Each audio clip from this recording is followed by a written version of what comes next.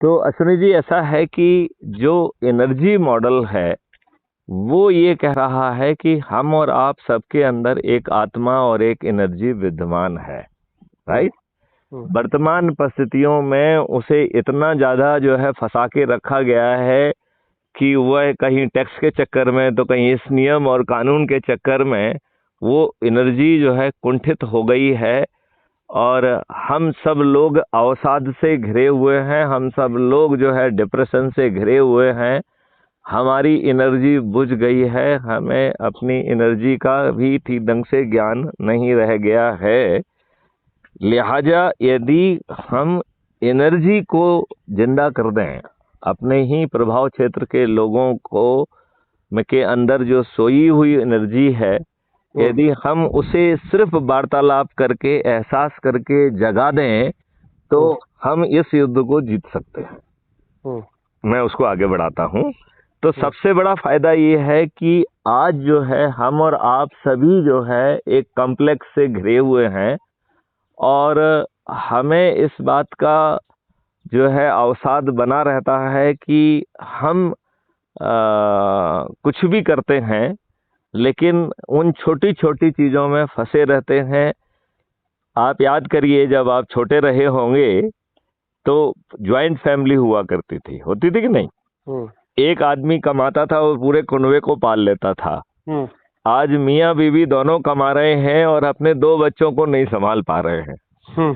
ठीक है ना? और टैक्स कंप्लायंस से लेके ये इतनी सारी कंप्लायंस कर दी हैं। मैं इन इनकम टैक्स और बाकी टैक्स वालों को कहता हूँ कि साला यदि हम इनको इनकम टैक्स की कंप्लायंस की जिम्मेवारी दे दें तो इनके पिताजी की औकात नहीं है कि वे अपने ही बनाए हुए टैक्स के जो है ना को कंप्लायंस कर दें। ये जानबूझ के जो है ना अंग्रेजों की जो चाल थी ना कि ऐसे नियम कानून बनाओ जिसमें जिसको चाहो उसको जेल के अंदर डाल दो। इन्होंने ये स्थिति लगभग वैसी ही पैदा कर दी है कि डिफरेंट कंप्लायंस के नाम पर आप ऐसा कोई व्यक्ति नहीं निकाल सकते जिसके कंप्लायंस में आप गलती ना निकाल दें। आप, ये आपकी इच्छा है कि आप किसे जेल डालना चाहते हैं, किसे नहीं डालना चाहते हैं, राइट। तो एनर्जी मॉडल ये कह रहा है कि आपके अंदर एनर्जी है, आप हमें सिर्फ अपने अंदर की एनर्जी को जगाना है। यदि वो हम एनर्जी को जगा लेते हैं तो हमारे अंदर जो नेगेटिविटी छाई हुई है, जो निराशा छाई हुई है, जो डिप्रेशन छाया हुआ है, हम उसको काफी हद तक ओवरकम कर पाएंगे। It is a psychological phenomena, right.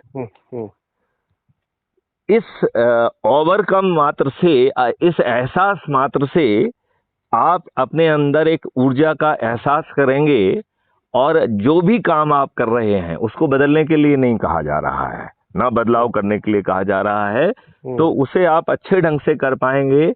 आपकी नेगेटिविटी खत्म होने से, पॉजिटिविटी आने से, सकारात्मक आने से आपकी सोच और प्रोडक्टिविटी दोनों ही बढ़ेंगी। तो जो कुछ भी आप काम कर रहे हैं वो काम आप अच्छी इफिशिएंसी से कर पाएंगे और जो भी आप आज लाभ कमा पा रहे हैं शायद उससे बड़ा हुआ लाभ आप सिर्फ सोच के आधार पर कर पाएंगे, right. This is a first part of the energy, that is the internal dimension of energy, right. अब हम एक्सटर्नल डायमेंशन ऑफ एनर्जी की बात कहें, उसको हमने चुंबकीय शक्ति को एनर्जी और चुंबकीय शक्ति को इंटरचेंजेबली यूज किया है, राइट। तो जब जो है चुंबकीय शक्ति, चुंबक अपने प्रभाव क्षेत्र में घूम रही है और उसके प्रभाव क्षेत्र में लोहा उसके जो नजदीक आता है तो उसके सभी पार्टिकल रीअलाइन होके, नॉर्थ साउथ से रीअलाइन होके चुंबकीय हो जाते हैं, राइट। और इस तरीके से जो चुंबकीकृत हुए तो वो दूसरे को भी चुंबकीकृत करने की ताकत पा लेते हैं, राइट। तो यदि हम अपने प्रभाव क्षेत्र के लोगों को चुंबकीकृत करते जाएं तो ये प्रसार बहुत जल्दी 9 दिन में जो है 100 करोड़ लोगों तक पहुंचा जा सकता है यदि हम थोड़े संकल्प शक्ति के साथ ये काम करें तो, राइट। अब इसमें एक अश्विनी जी दुविधा है और दिक्कत है। दिक्कत ये है कि जो आपके प्रभाव क्षेत्र के लोहा है वो तो चुंबकीकृत होके, ऊर्जाकृत होके चुंबकीय हो जाएगा। अब आपके प्रभाव क्षेत्र में जो पत्थर है उनके लिए क्या किया जाए, राइट। तो हमारे प्रभाव क्षेत्र में 2 तरीके के पत्थर हैं, राइट। एक पत्थर वो है जो आज की व्यवस्था का अपने लाभ में दोहन कर रहे हैं, राइट। और उन्हें इस बात में रत्ती भर कोई ना तो विश्वास है, ना वो ऐसा चाहेंगे कि आज की स्थिति बदली जाए, क्योंकि वो आज की स्थिति का अपने हित में दोहन कर पा रहे हैं। लिहाजा हमारे लिए वो पत्थर जैसे हैं। और दूसरे पत्थर वो हैं जिनके ऊपर इतने अत्याचार, इतनी मकारी, इतनी बदमाशी हो गई है कि उन्होंने किसी बदलाव की इच्छा ही छोड़ दी है। वो पत्थर तुल्य हो गए हैं, राइट। तो इन दो तरीके के पत्थरों से भी हताश होने की बिल्कुल जरूरत नहीं है, और उसका बड़ा साधारण सा कारण है कि ये पत्थर आगे चल के महा ऊर्जा केंद्र में कन्वर्ट होंगे सीधे। जब मैं इन पत्थरों की तरफ देखता हूं तो मुझे ऋषि वाल्मीकि जी की याद आती है कि वो एक डकैत वाल्मीकि थे। जब ऋषियों के कांटेक्ट में आए और ऋषियों से उन्हें ऊर्जा प्राप्त हुई, तो वो सीधे जो है डकैत वाल्मीकि की जगह महर्षि वाल्मीकि बन गए और उन्होंने रामचरितमानस की, रामायण की रचना की। ठीक है, नहीं की। तो वो डकैत वाल्मीकि जी सीधे जो है वो महा ऊर्जा केंद्र में कन्वर्ट हो गए। लिहाजा ये जो पत्थर हैं, चाहे वो पहली कैटेगरी के हों चाहे दूसरे कैटेगरी के हों, इनमें महा ऊर्जा केंद्र बनने की शक्ति छिपी हुई है, जो जैसे ही चारों तरफ से ऊर्जा उन पर पड़ेगी तो वो अपने आप ऊर्जाकृत हो जाएंगे। उसके लिए किसी को प्रयास करने की जरूरत नहीं होगी। क्लियर। अब जो है हम लोगों को करना क्या है कि अपने प्रभाव क्षेत्र के लोगों की एक अपन को सूची बनाना है। तो जब हम अपने प्रभाव क्षेत्र के लोगों की बात करेंगे तो हमें ये बात ध्यान रखना पड़ेगी कि हम में से हर व्यक्ति के बहुत सारे फसाद होते हैं, राइट। जैसे आप अश्विनी उपाध्याय हैं तो उपाध्याय का मतलब आप पंडित हुए, ठीक है ना। आप एडवोकेट हैं तो एक वकालत आपका वो हो गया, आपने वकालत की शिक्षा की होगी। एडवोकेट जो है आपने LLB किया होगा, LLM किया होगा। तो जिन कॉलेज और इंस्टीट्यूट से आपने किया होगा वहाँ के आप एलुमनाई भी होंगे कि नहीं होंगे। उसके पहले हो सकता है आपने कुछ BA किया हो, BSc किया हो, तो उसके कॉलेज के भी एलुमनाई होंगे आप, होंगे कि नहीं होंगे। फिर जो है इस सेवा काल के दौरान, वकालत के दौरान आप ढेर सारे ग्रुपों से जुड़े होंगे। हो सकता है अलायंस क्लब से जुड़े हों, शायद रोटरी क्लब से जुड़े हुए हों, शायद आजकल लीडरशिप, इन्वेस्टमेंट, ढेर सारी क्लब और पैदा हो गए हैं, तो हो सकता है उनसे भी जुड़े हुए हों। Do you agree with me. तो ये सब आपके फसाड में आ जाएंगे, राइट। और हर फसाड का एक प्रभाव क्षेत्र होगा, राइट। तो जो एलुमनाई है वो एक अलग प्रभाव क्षेत्र होगा। जैसे मान लो मैंने 13 डिग्रियां की, तो 13 तो हमारा एलुमनाई का फसाड हो गया, राइट। तो एक इंजीनियरिंग कॉलेज का, एक M.Tech का, एक फिर LLB का, फिर MBA के 3 डिसिप्लिन है तो उसका, ह्यूमन राइट कमीशन का, ढेर सारे, राइट। तो हम अपने इन फसाड्स के एरिया ऑफ इन्फ्लुएंस के लोगों को यदि हम लिस्ट करें और हर दिन 2, 4, 5 लोगों से ही यदि हम उनसे मुखातिब होके 1-to-1 कम्युनिकेशन करके उनको यदि हम एनर्जाइज करके इस काम में लगा दें तो 9 दिन में हम 100 करोड़ लोगों तक पहुंच सकते हैं। अच्छा, अब इसमें एक पॉलिटिकल मॉडल भी छिपा हुआ है। पॉलिटिकल मॉडल ये है, देखिए पॉलिटिकल मॉडल के बिना तो आप इस देश में परिवर्तन ला नहीं पाएंगे, राइट।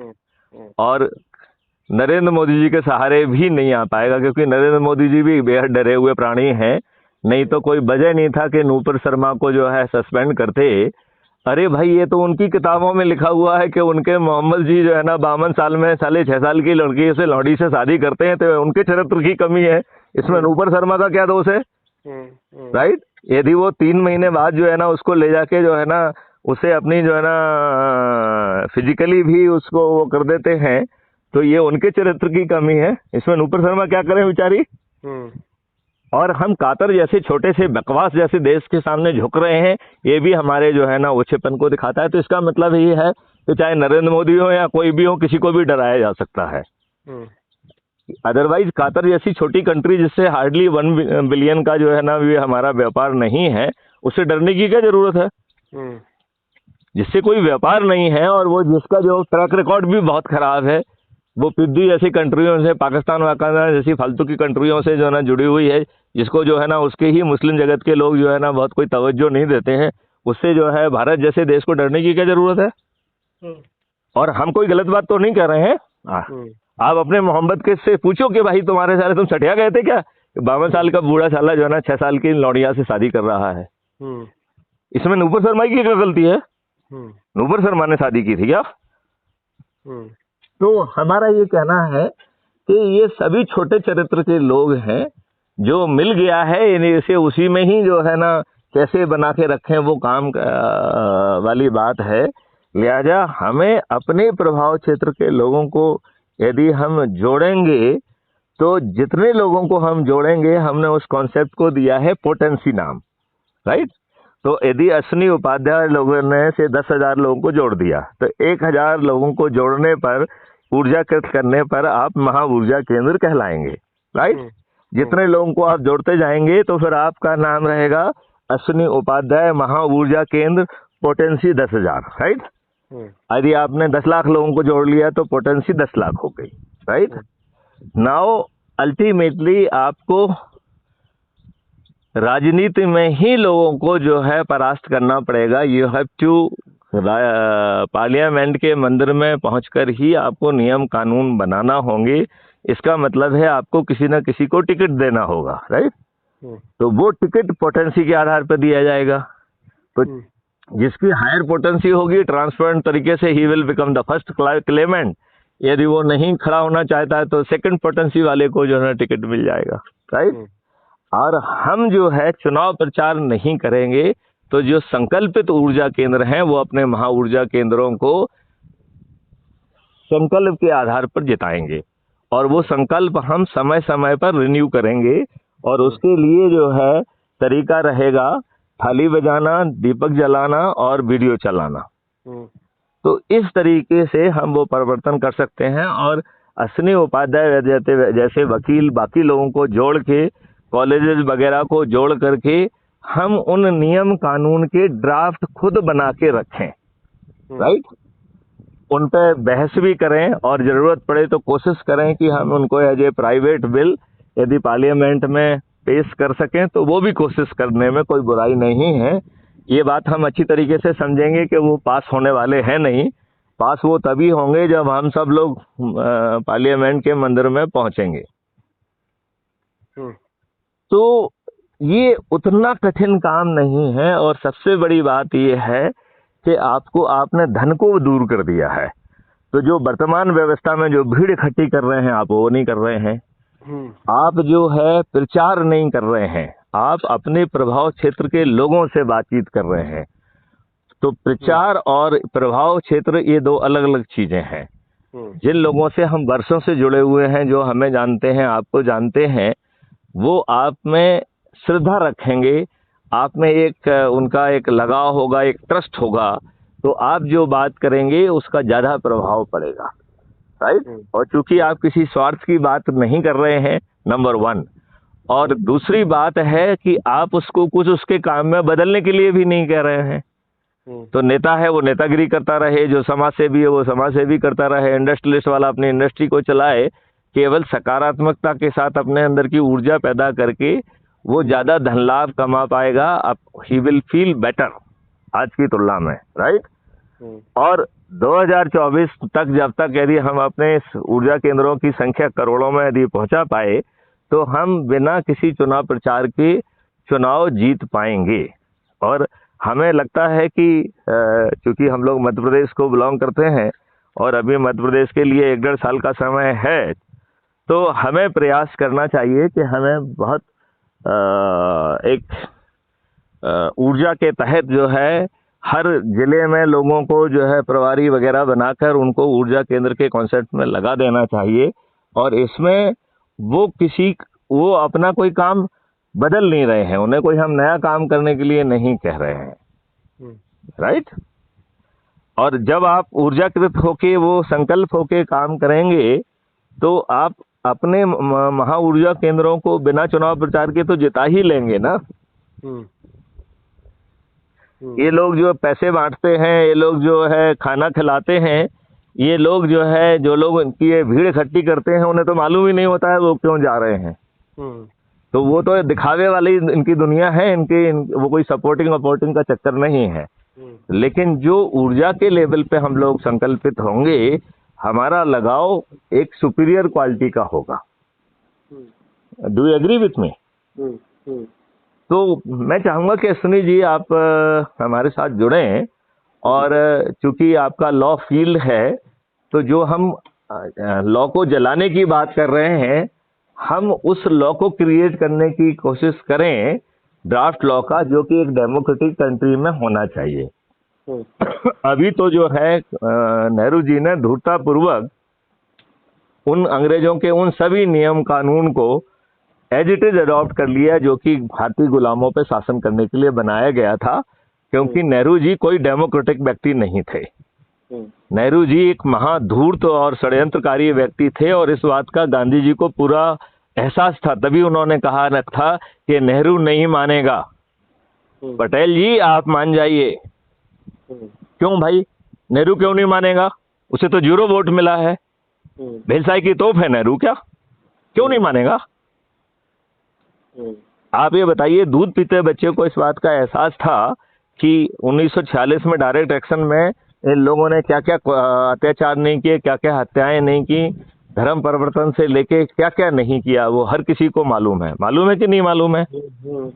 तो उसको जानते हुए एक दूध पीता बच्चा भी ये बात बहुत आसानी से समझ सकता था कि पाकिस्तान जिस पे रेड क्लिफ ने लाइन खींची है, वो जो है वहां मुस्लिम लीग नहीं जीती थी। और जब हमको ये भी मालूम है कि 95.4% मुस्लिम्स ने मुस्लिम लीग को वोट दिया था, इसका मतलब है कि वहां पर हिंदू मेजॉरिटी थी, ठीक है ना? तभी जो है मुस्लिम लीग हारी थी, नहीं तो मुस्लिम लीग जीतती। बड़ी सिंपल सी बात थी, ठीक है ना? अच्छा, इसका मतलब है कि वहां पे मुस्लिम मेजॉरिटीज में थे और आपने उसे पाकिस्तान बना दिया, तो एक दूध पीता बच्चा इस बात का निष्कर्ष निकाल सकता था कि यहाँ पर जो है हत्याएं होंगी, लोगों को जो है ना भगाया जाएगा, लोगों के सिर कलम किए जाएंगे। ये अनुमान लगाना कठिन काम था? नहीं था मेरे ख्याल से। तो नेहरू जी ने क्या उपाय किए, मैं जानना चाहता हूँ। देश के प्रधानमंत्री होने के बावजूद भी ये चीजें उनके जहन में क्यों नहीं आई, और उन्होंने क्यों उपाय नहीं किया? घर की खेती समझ के रखी हुई थी, उन्हें अपने पदी कर्तव्य का जो है ना एहसास नहीं था क्या? नहीं, आप मेरी बात से किस हद तक सहमत महसूस कर पा रहे हैं? मैं सुन रहा हूँ। नहीं, सुनना एक अलग चीज होता है, सहमति अलग बात होती है। सहमति का मतलब होता है कि you are also feeling the same way the way I am feeling, जिसमें मैं ये महसूस कर रहा है। अगर मैं सुन रहा हूँ और ऑब्जेक्ट नहीं कर रहा हूँ, तो इसका मतलब मैं एग्री कर रहा हूँ। एग्री कर रहे हैं, ठीक बात है, ये भी ठीक बात है आपका, ये भी logic, this is important logic, can not be ignored. तो मेरा उसमें कहना ये है कि हम लोगों को, आप इंदौर में हैं, हम भी मध्य प्रदेश में भोपाल में ही हैं, राइट? आई डोंट नो, हम लोगों का कभी शायद मुलाकात नहीं हुई है अभी तक, लेकिन आप आइए भोपाल, हम लोग आपस में मिलते हैं, बैठते हैं, और एक योजना के तहत इस देश के परिवर्तन की कोशिश करते हैं। क्योंकि मेरे पास टेक्नोलॉजी भी है, मेरे पास तो योजना है जिसके तहत मैं किसानों की आमदनी ओवरनाइट 5 गुना बढ़ा सकता हूँ। क्योंकि सिर्फ सोच की जरूरत है, इसके लिए धन की जरूरत नहीं है, क्योंकि धन जो है it is a artificially created by us. Nature में ना कहीं धन है ना कहीं कॉस्ट है, so it is our creation है। ये हमारी धूर्तता है कि जो नेचर में वाटर अबंडेंस में था, हमने उसे स्केर्सिटी में कन्वर्ट करके बॉटल में बेचने में हम सफल हो गए हैं। और अब हमारा प्रयास है कि हम ऑक्सीजन के साथ भी ऐसा ही करें। ये भगवान ना करे कि ऐसा हो, नहीं तो बहुत जल्दी ही हमारी पीठों में एक सिलेंडर्स होंगे जिनकी रिचार्जिंग मैकेनिज्म होगी, और हम और आप ऐसी बातें कर रहे होंगे कि भाई हमारे पास 10 मिनट का रिचार्ज बचा हुआ है, जल्दी से भेजिए, नहीं तो मैं फिर मर जाऊंगा। तो ये हालात जो है हम लोगों ने खुद अपने कारण पैदा किए हुए हैं, और जो विभाग जिस चीज को बचाने के लिए लगा हुआ है वही उसको काटने के लिए लगा है। यदि देखा जाए तो forest department is largely responsible for cutting of the forest. और हम सब लोग इतने स्वार्थी हो गए हैं कि छोटे से लाभ के लिए, छोटी सी जगह के लिए इस पे हम वो बना लेंगे, पेड़ों को हम रूथलेसली काटे जा रहे हैं क्योंकि हमारी अकल जाने कहाँ घास लेने गई है। राइट। तो मेरी तो आपसे अश्विनी जी प्रार्थना यही है कि आओ हम सब लोग मिलें। देखिए पुष्कर जी भी, पुष्पेंद्र कुलश्रेष्ठ जी भी जो बातें कर रहे हैं वो जागृति अकेले की बात कर रहे हैं। जागृति से काम नहीं चलाएगा, हमें समाधान लेके आना होगा। हम समाधान सोच पा रहे हैं, समाधान डिजाइन कर पा रहे हैं, टेक्नोलॉजी बना पा रहे हैं, तो फिर जो है उसे लाने में क्या दिक्कत है। यदि हम कानून के ड्राफ्ट भी बना सकते हैं, टेक्नोलॉजी भी ला सकते हैं, कंप्लायंस भी ला सकते हैं। कल एक बच्चा मुझसे बात कर रहा था, अभी हमने उसका वीडियो रिलीज नहीं किया है क्योंकि वो ठीक ढंग से प्रेजेंटेशन नहीं कर पा रहा था। आजकल मैं उससे प्रेजेंटेशन कराएंगे। So he came out with a very small effective chemical, right. He said कि साहब इसको स्प्रे कर दीजिए, जो ये दंगाई है वो थोड़े समय के लिए बेहोश हो जाएंगे और आप उनकी पूरी वीडियोग्राफी करिए, उनके विरुद्ध कानूनी कार्रवाई करिए और इतना बड़ा जो संपत्ति का नुकसान है वो नहीं हो पाएगा और सख्त कानून बनाइए। हमारी प्रॉब्लम है कि हम सख्त कानून नहीं बनाते हैं, लचर पचर व्यवस्था बनाते हैं। मेरा ये मानना है कि doing cyber crime is not an option in the world. ये हमारी लचर व्यवस्था के कारण हो रहा है। देखिए किसी भी साइबर स्पेस में जाने के लिए we need the services of telecom service provider, right. तो टेलीकॉम सर्विस प्रोवाइडर के पास आपका स्टैटिक डाटा होता है, राइट। एक सेकंड कंपोनेंट होता है जो कि सर्विसेज प्रोवाइड करता है, जिसमें आईपी एड्रेस, मैक एड्रेस, ये वो वोलाटाइल डाटा जिसको हम कहते हैं। That volatile data also remain in play, लेकिन चूंकि उससे कोई बिलिंग नहीं हो रही है तो उसको इन कंपनियों ने सेव करने का ऑप्शन नहीं रखा है, राइट। उसे बड़ी आसानी से सेव किया जा सकता है, राइट। इस जस्ट क्वेश्चन ऑफ कि जब वो वोलाटाइल है इसके पहले वो खत्म हो जाए, उसको किसी फाइल में सेव कर लिया जाए। तो अब आपकी आइडेंटिटी के दो कंपोनेंट हो गए जिसमें लोकेशन भी रहेगी। Number 1 the fix component, number 2 the volatile component, right.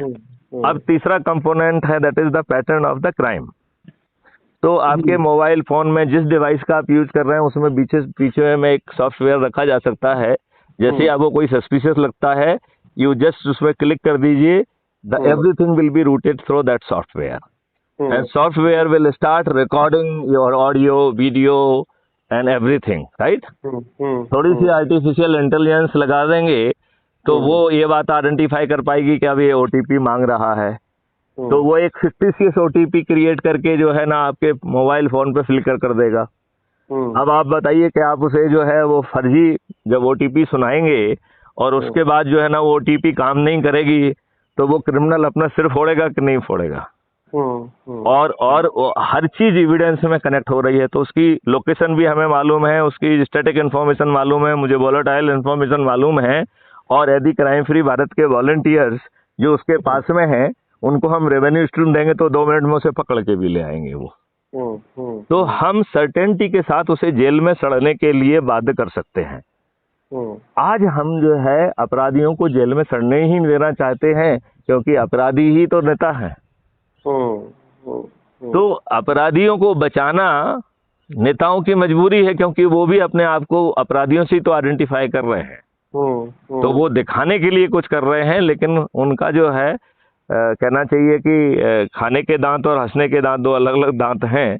वो जो है एक क्राइम फ्री भारत नहीं चाहते हैं।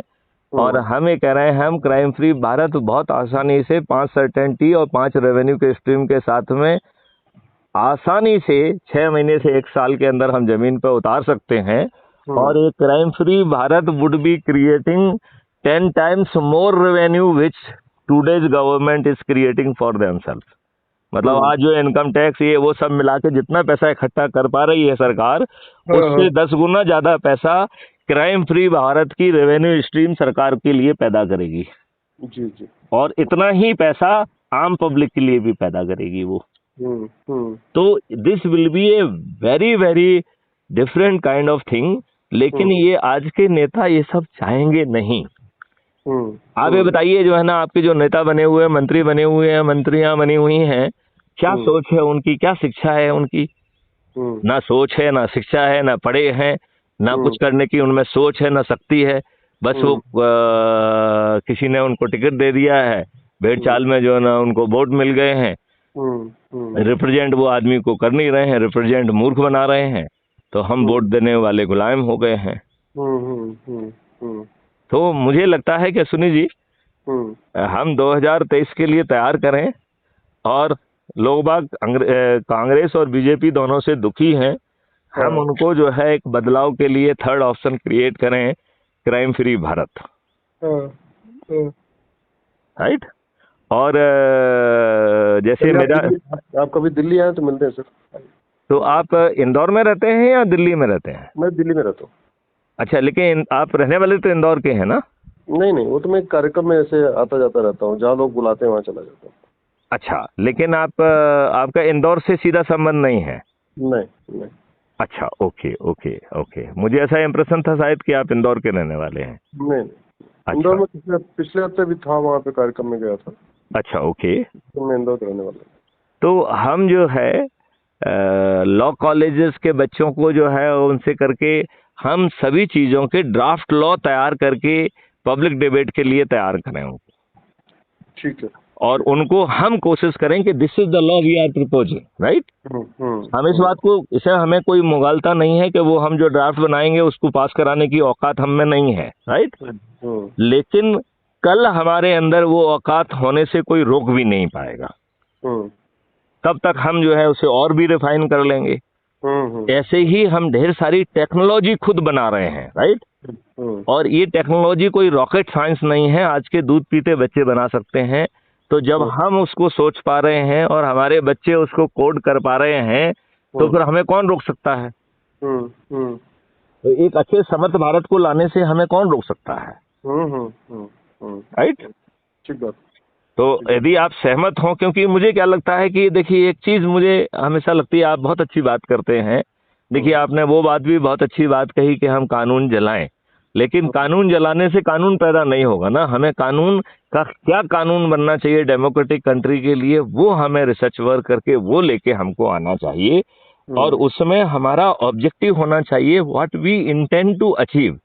जैसे हम क्राइम फ्री भारत में 5 सर्टेनिटीज की बात कर रहे हैं कि बिना थाने जाए आपकी FIR दर्ज होगी, और वो आज की तुलना में 1000 गुना ज्यादा ट्रांसपेरेंट होगी, डिजिटली जो है रिकॉर्डेड रहेगी, इनक्रिप्टेड रहेगी, डेट टाइम और लोकेशन के साथ, वो हैश वैल्यू के साथ लॉक रहेगी। उसे डीप फेक जैसी एडवांस टेक्नोलॉजी भी मैनिपुलेट नहीं कर पाएंगी। अच्छा, सेकंड, उसी सांस में सेकंड बात कह रहे हैं कि यदि आप फर्जी और गलत FIR दर्ज करेंगे तो उसी सर्टेनिटी के साथ हम फरियादी को प्रोसिक्यूट करेंगे, क्योंकि ये इंडिया के साथ ये बड़ी प्रॉब्लम है कि हम कोई भी झुंझुना देते हैं, उसका दुरुपयोग करना हम पहले सोचने की कोशिश करते हैं, ठीक है ना। सेकंड है कि क्राइम फ्री भारत का टेक्नोलॉजिकल सपोर्ट सिस्टम सबसे ऑर्डिनरी पुलिस ऑफिसर को इन्वेस्टिगेशन में मदद करे और अकाट साक्ष्यों को कलेक्ट करने में मदद करे, और 15 दिन के अंदर हर हालत में अकाट साक्ष्यों के साथ चालान पेश हो।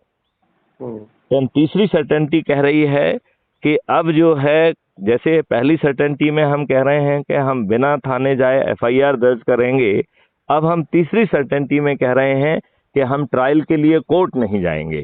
तो कोर्ट ट्रायल जो होगा वो डिस्ट्रीब्यूटेड वीडियो बेस्ड ट्रायल होगा, और आजकल की तुलना में 1000 गुना ज्यादा ट्रांसपेरेंट होगा, जिसके पीछे ढेर सारी टेक्नोलॉजी काम करेंगी।